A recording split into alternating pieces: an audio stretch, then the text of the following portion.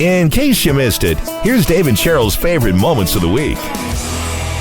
Since having my foot surgery, one of the things that I've learned is you have to shower in a different way because I can't stand up. I can't weight bear on my foot. So do you have like a shower bench or chair? I got a shower chair. Okay. So put that together, got that. And then I also found this great thing online that you can slip your foot into that kind of adheres around your leg so you don't have to like tie a plastic bag around your leg or a garbage bag or something like that, right? So it's been an adjustment, but apparently many of us are not showering correctly according to science. Yeah, well, at least according to some dermatologists.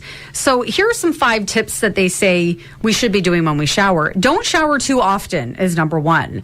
Now, it all really depends on your activity level, but if you're not very active and you don't sweat much, you don't really have to shower every single day. Keep it short. Water and cleansers can dry out your hair and your skin, so don't be taking those long, luxurious showers. Another way to shower correctly, stay cool. Apparently, hot water strips away natural oils and can damage your skin, so it's better to take a shower that is lukewarm or a little on the cool side. Don't wash your hair too much or too little.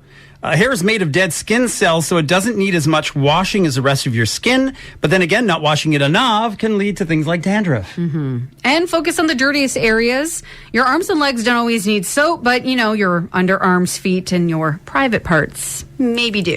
I remember this being a thing about parents talking about how often they wash their kids. You remember that? It was a whole thing with Ashton Kutcher, yes, Mila Kunis. And then The Rock came out, Dwayne Johnson, and said he showers 3 times a day, but he also works out a lot. Well, he probably showers out after every workout, and he doesn't have hair, so you're just doing like a quick rinse off and then moving on. He says he showers a hot shower in the morning, he has a lukewarm shower after a workout, and he has a cooler shower afterwards, and then goes to bed.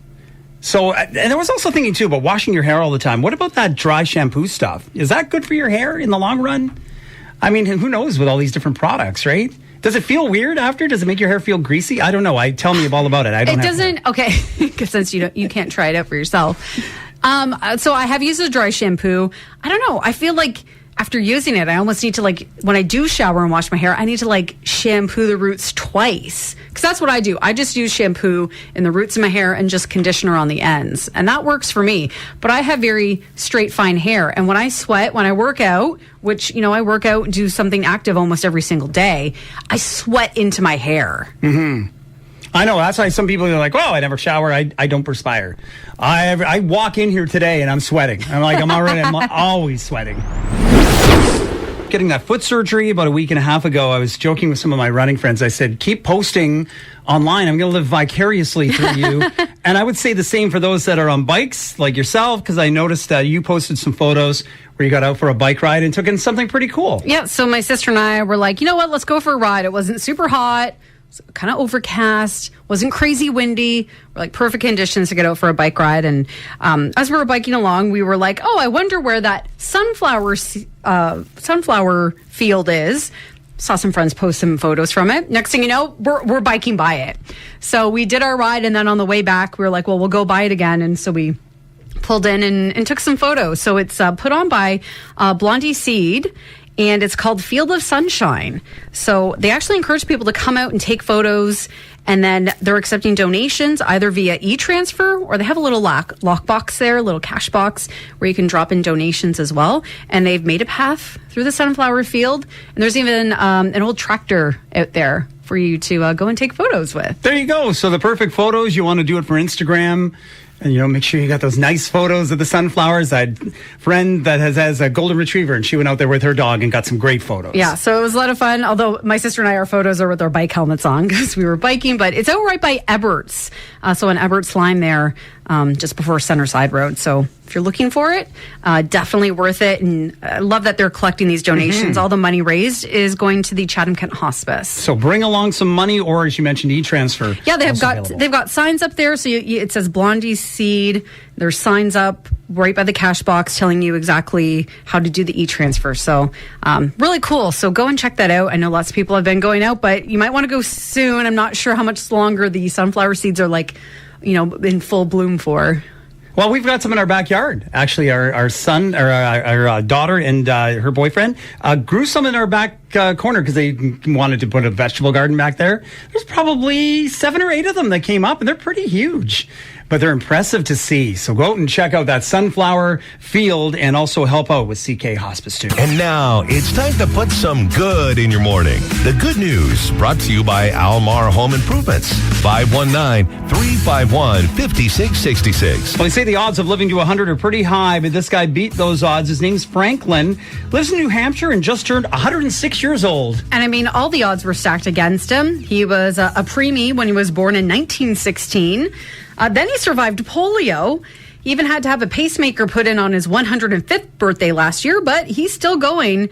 Had a much less stressful birthday this year. Got to spend time at the lake. At 106.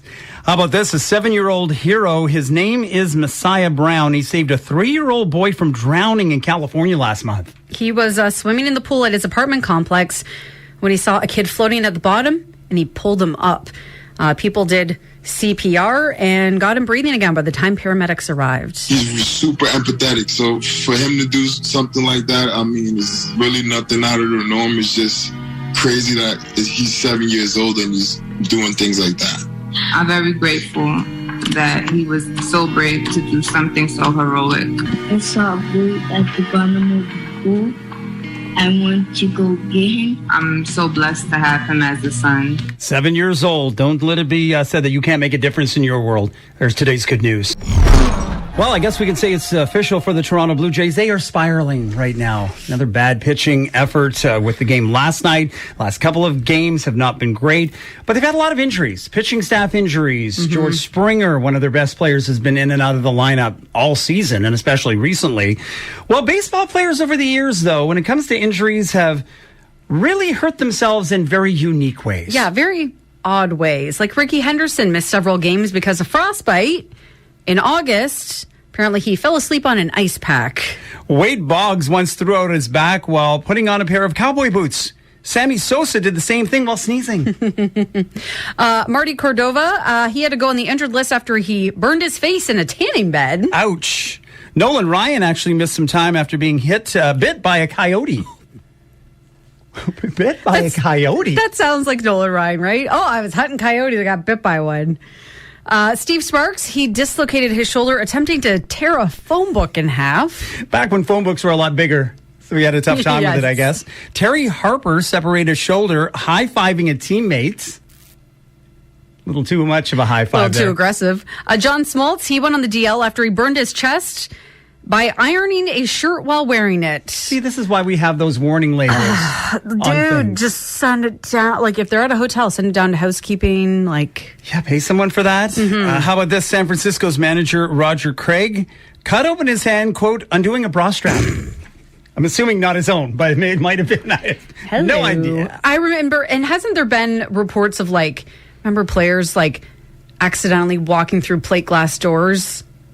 I remember getting, and I think one of the guys from the Tigers, he threw out his back he tweaked his back because he was leaning over the crib to pick up his baby and hurt his back and was out for like a week. I remember a Jays outfielder a few years ago in spring training, even though they'd been warned, okay, on the field there's some spigots for water. The sprinklers? He tripped over it and hurt his knee. I remember in spring training.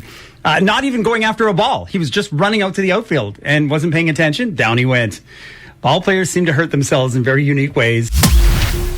Futurologist is actually a thing. There's a guy by the name of James. He's from England. He's a futurologist, and he was weighing in on how the world might be different by the year 2050. So he kind of predicts what he thinks the future is going to be like. I mean, that sounds like a really cool job. So some of the things he says that we should expect by 2050, we'll be using drones to stock our fridges. So how do they get in the house? Or there's a drone in the house, so they take the groceries and open up the fridge for you? A drone seems pretty cool. I think a robot would be better. I have a lot of questions. Also, we'll grow food in vertical farms where farms stretch upwards and not outwards. I'd actually heard this before. I remember watching a segment on this on a news show, and it's gotten big in especially places where, like Idaho, where it's really cold out of a lot of the year. They can grow a lot of vegetables, like specifically things, that you would grow in a greenhouse, and they do it vertically and sort of repurposing these old office buildings, which is a great idea.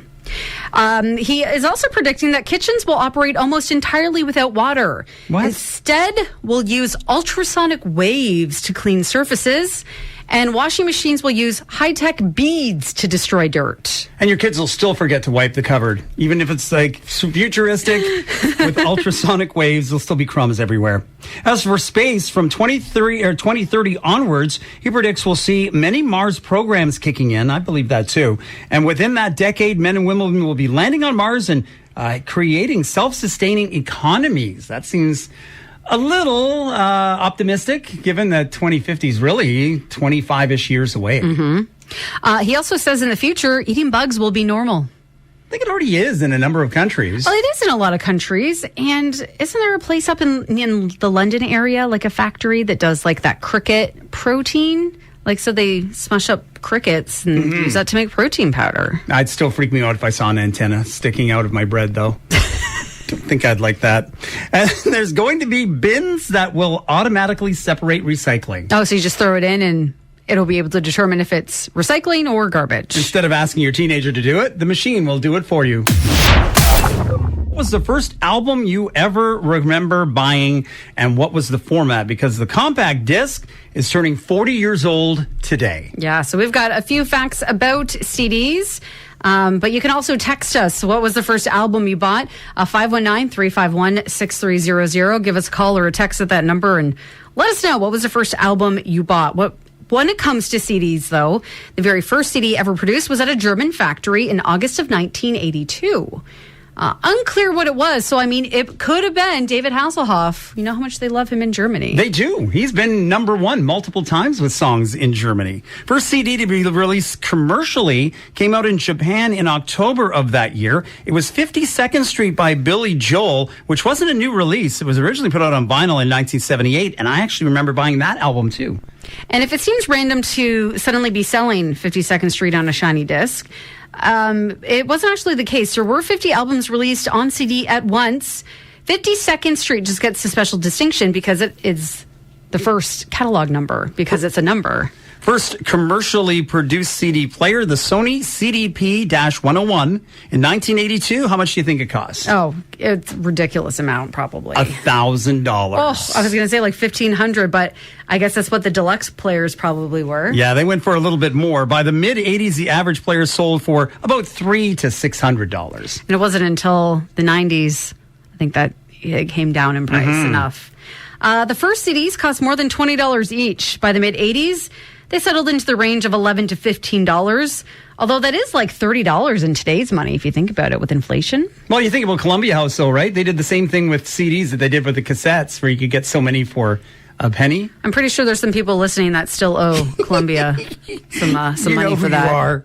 1985, 3 years after the CD's debut, there were about 2,600 CD titles available, which, is a fair number. By comparison, about 50,000 titles, though, were being printed on vinyl at that time. CD sales really peaked around the year 2000, and not long after the slide began. But CD sales were actually up last year for the first time in 20 years. You know what, though? The one beef I have with CDs is that, you had to be so delicate with it. Because, like, if it scratched, you were done for. Like, at least with the cassette, you get your pencil out and put the tape back in. But then sometimes the tape would snap, because it would get so fragile if you played it too much. Do you remember like the little music players that you plug in, and you put it on your hip, like a Walkman? And then they had the cassette Walkman was fantastic. Oh yeah, it was great. And then they came up with the CD version, and you had that anti-skip button.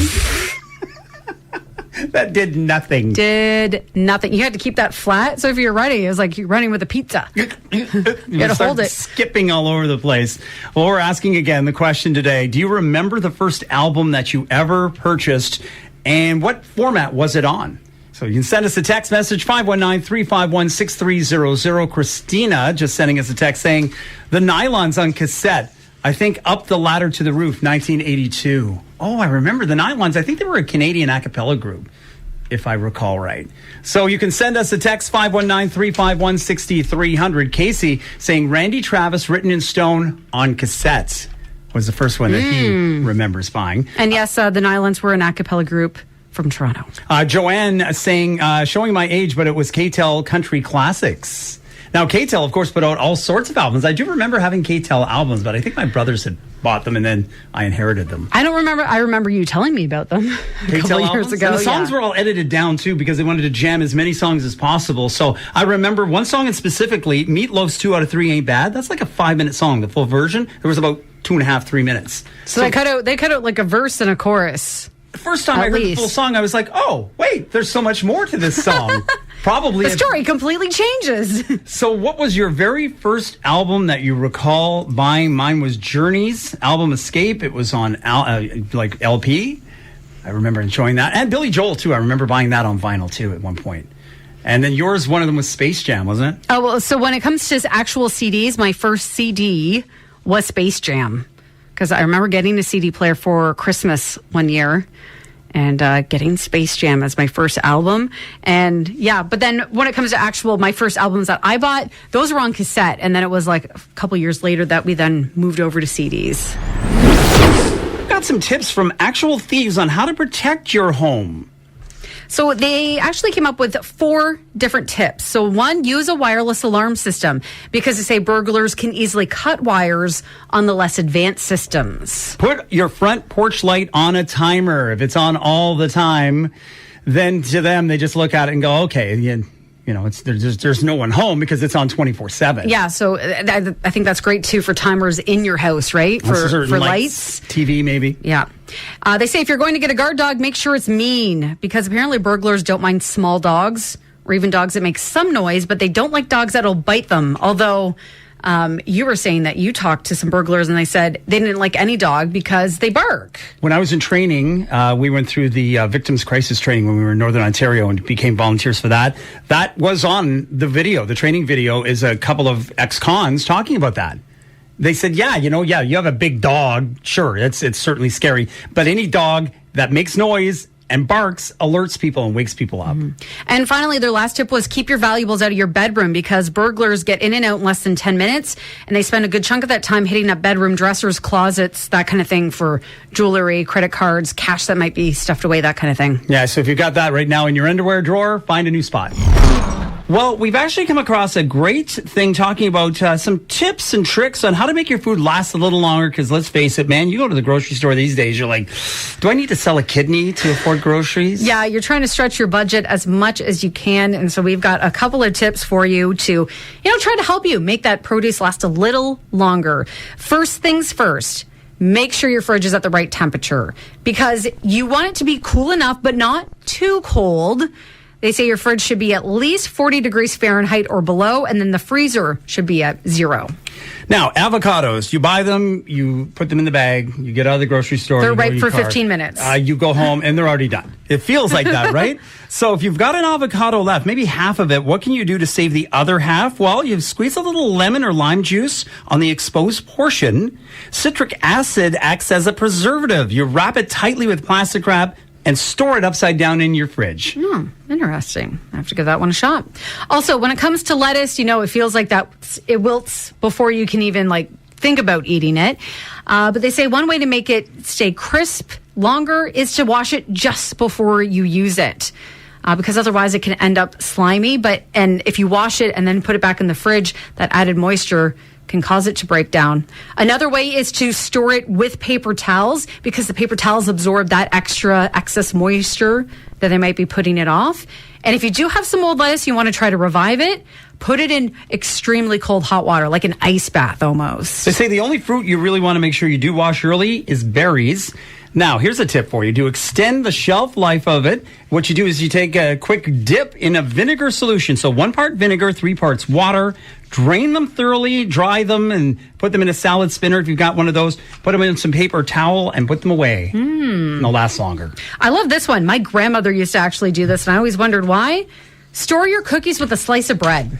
I don't know why, but I was always like, why is Grandma doing this? But apparently, it keeps your chewy cookies from turning dry because then it can pull the moisture out of the cookie or out of the bread and put it into the cookies. My mom used to do it with slices of apple. And as a kid, I used to think, why is there old apples in the cookie jar? But now it makes sense, and it would give some of those cookies just that slight bit of an apple taste to it, too. Yeah, and so they stayed chewy. Yeah, neat idea. Also, you want to store milk at the back of the fridge. Don't put it in the door. Move it into a cold zone in the back of the fridge, because when you open and close it, you get those temperature fluctuations. It's the same thing about eggs, too. Yeah, you want to keep it in the fridge. Now, mushrooms, Dave and I both agree, they belong in the garbage.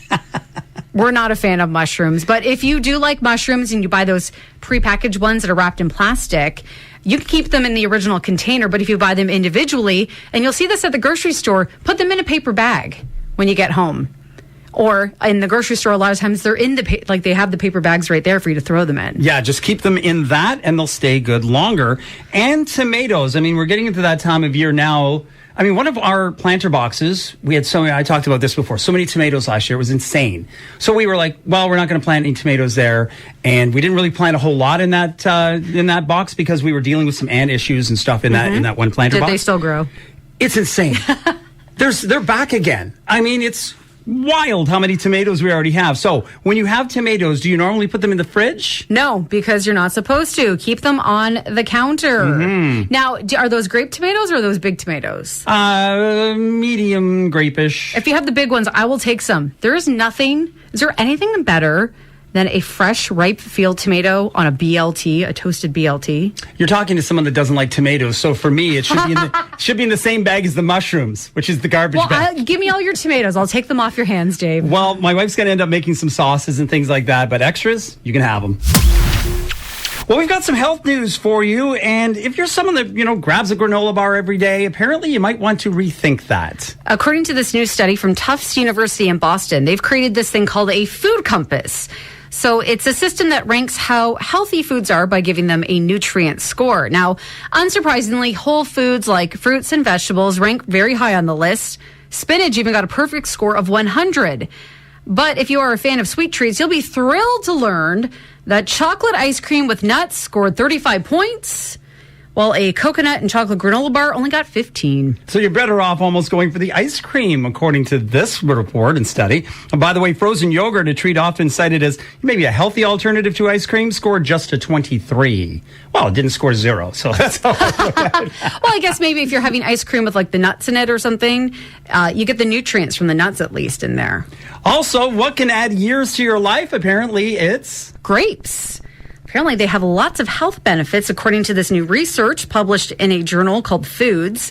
The study, which they performed on mice, they were fed a Western diet with a grape supplement. And they found that the antioxidants that are found in grapes can actually reduce the risk of Alzheimer's disease, boost metabolism, and reduce the risk of fatty liver disease. And it was estimated through that study that it could increase your life by about 5 years. So I need to eat more grapes, or at least take a grape supplement, or just drink more wine. That works for me. That's the takeaway. You've been listening to Dave and Cheryl's favorite moments of the week.